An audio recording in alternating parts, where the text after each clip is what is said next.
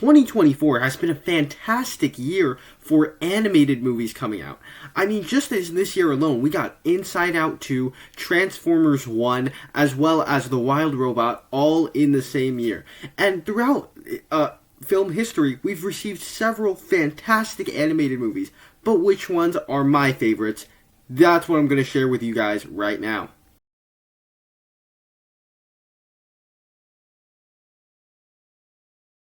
Hi, my name is Nathan, and I talk about a lot of movies on this channel. If you're new here, down below in the comment section, share your favorite animated movies of all time over on my channel. I have more content like this. Check those out once this video is over. And if you enjoy this video, click the like button. Be sure to subscribe because that really does help a lot.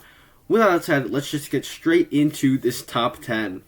Kicking off our list is going to be The Prince of Egypt. This is one of DreamWorks' first films. It came out in 1998, and it is a film that I saw once back when I was a child, like a literal child, 5-6 years old, in Bible school. Didn't really think much of it, and I rewatched it for the first time just a few days ago, and I realized that it's just a fantastic, beautiful animated film. It's a morally conflicting film as there are clear senses of who's good and who's evil, but you're kind of rooting for both sides. Obviously, the good side is good, but the evil side, but the evil guy, the villain in this film, isn't particularly evil because he wants to be. He's just a guy that perceives of things differently and takes matters into his own hands in this film. Now, of course, it is an adaptation of the book of Exodus in the Bible, and I am Catholic myself, and I thought that this movie did a really good job at adapting that story, translating it for children and adults, and just a film that everybody can enjoy.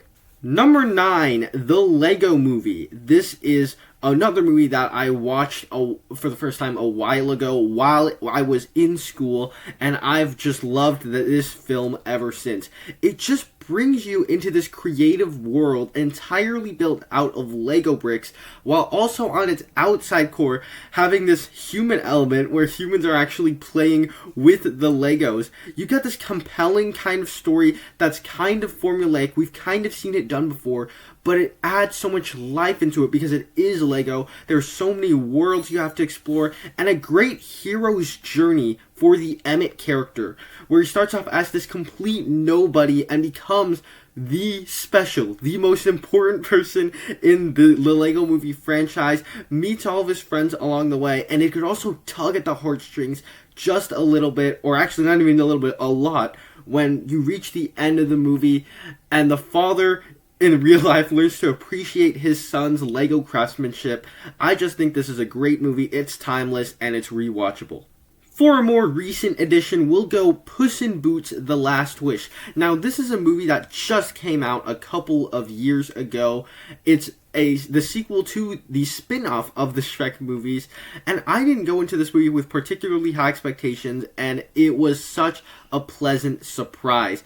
It takes all the best elements of the Shrek franchise, where you get fairy tale characters and compelling character journeys for Puss in Boots to be on, and it just executes them so well. This one being about these Puss in Boots losing 8 of his lives, and he feels the need to go out on adventures more, and in order to do that, he needs his more lives, so he's seeking out to gain his lives again, while also being chased by death in the process.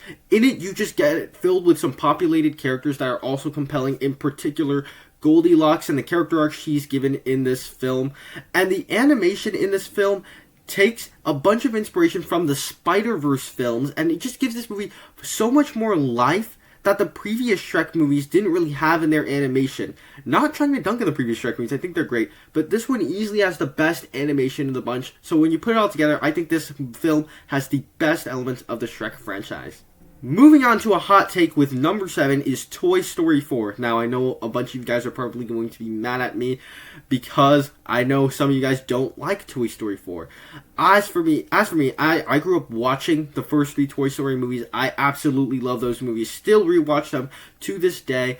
And I saw Toy Story 4 in the theater when it first came out. I still love this film.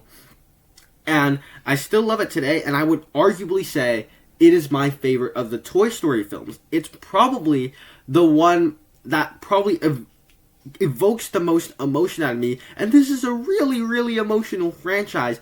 At its core, it's about Woody in this film after the events of Toy Story 3, who, after getting handed over to this new kid, feels like he's lost his purpose. He doesn't get played with as much, and then they go on a road trip to an amusement park that's filled with populated, lively characters, and Woody has to find his new purpose. Woody has to find what is he doing now after Andy goes off to college, and it explores that really well throughout this movie. A bunch of new great characters here, Forky being the standout for me. And by the time you get to the end where Woody says goodbye to his friends, it just brings out all the heartstrings.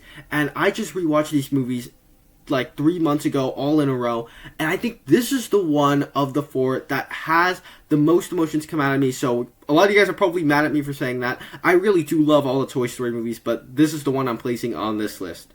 Number 6, Up. This one is probably the Pixar movie that I have rewatched the most, and I absolutely love this film.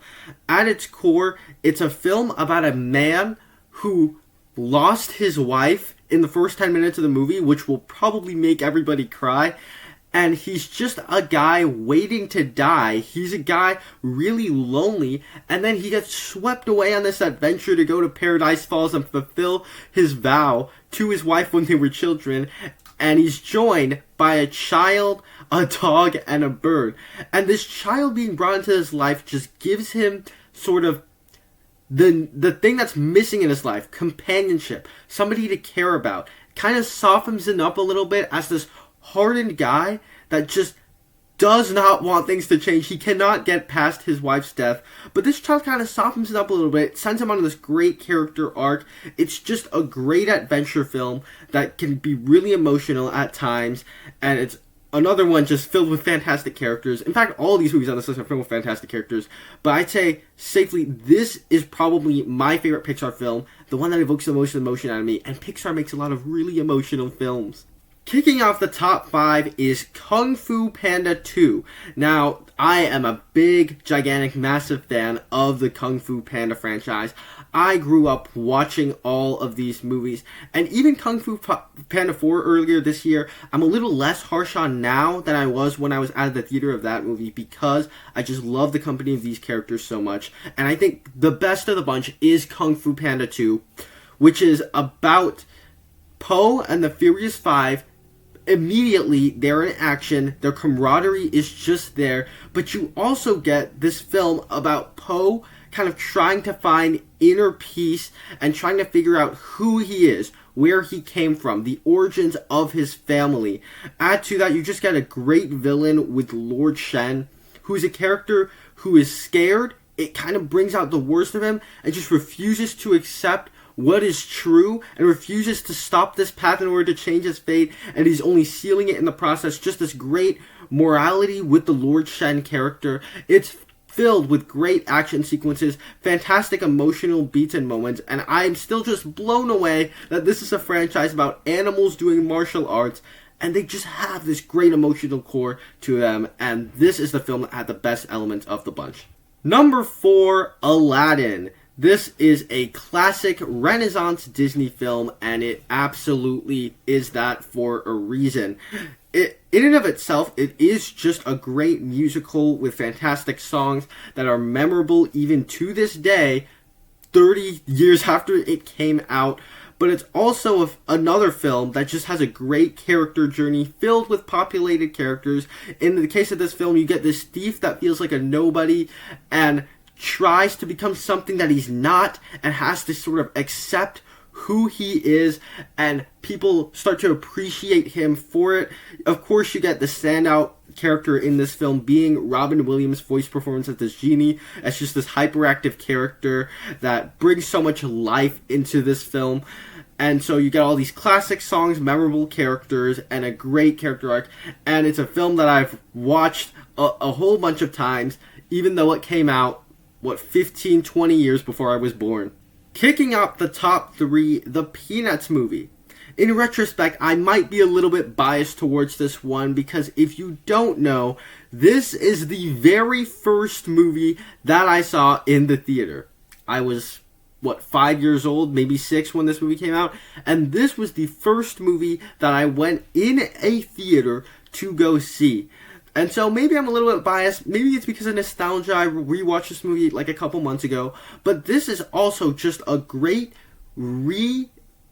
vitalization of Peanuts, where it has this animation style that stands out and pops, just immediately pops because it's kind of 2D, kind of 3D. It looks modern, but it also looks like the classic Peanuts animation style. It gets the tone, the vibe all right. Another one where you just have a great character journey like all these movies have, with kind of the same thing as Aladdin, but a little bit different setting, where a guy is just trying to find his place, just trying to find acceptance, and eventually he gets that, and people appreciate him for who he is. And so it does tug at the heartstrings just a little bit. Once again, I'm probably biased because this is the first movie I watched in the theater, but I thoroughly enjoy this movie every time I go back and watch it.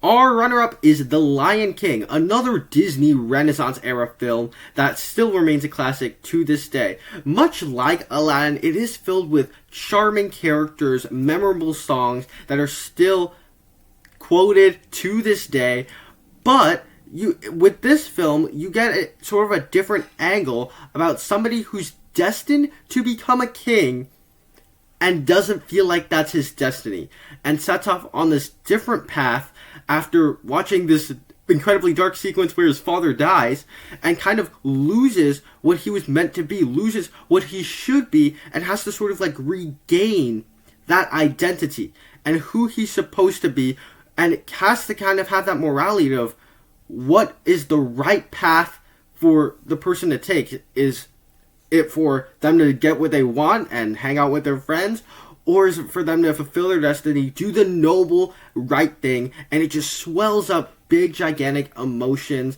You even get some nice little tense sequences at the end, especially like an action sequence. And so this is one that songs are classic, certain scenes and stuff, those are so iconic still to this day, and so this remains just an animated movie masterpiece classic. But for me, my favorite animated movie, Spider-Man Into the Spider-Verse. Now, this is a film that I've seen many, many times over the past, 8 years since it came out? Not 8 years, 6 years since it came out. I'm doing my math a little bit wrong there. And this is a film that I also have a good bit of nostalgia for. I did watch it in the theater, and I actually saw it at like an early fan screening. It was a fun theater experience. I saw this movie a month before it came out, and they gave us these papers where you're supposed to like write up a review after the movie, so that was a lot of fun as a theater experience. And the movie itself is just phenomenal on every like animated front. And I rewatched it literally today, right before filming this video. It still held up. It's still amazing. And that's because it just has everything that I really enjoy about animated movies and just movies in general. I enjoy superhero movies. I enjoy animated movies. And as an animated movie, this movie invented this new animation style where it's 2D combined with 3D. It's made to look like a comic book, and it does this right mix of the bunch where the animation itself just stands out to you, and it's been other studios have been replicating the animation style that all went back to this film. You also just get a great origin story for Spider-Man told in a very different angle, with this whole multiverse aspect to it, which makes it a lot more fun, but it still tugs at the heartstrings. It can get really, really emotional at times, and it comes to an ending which is wholly satisfying, thematic, and every single little detail in this film pays off at the end with the characters. Get some great action sequences in there, and so for me, this is an animated movie that I thoroughly enjoy, that I absolutely love watching every single time. I never get bored of it, and I just rewatched it before filming this video. So, for me, this is my favorite animated movie of all time. There you have it. Those are my picks. Down below in the comment section, share your picks for the best animated movies of all time. Over on my channel, I have more content like this. Check those out right now. Thank you guys so much for sticking around to the end, and I will see you in the next one.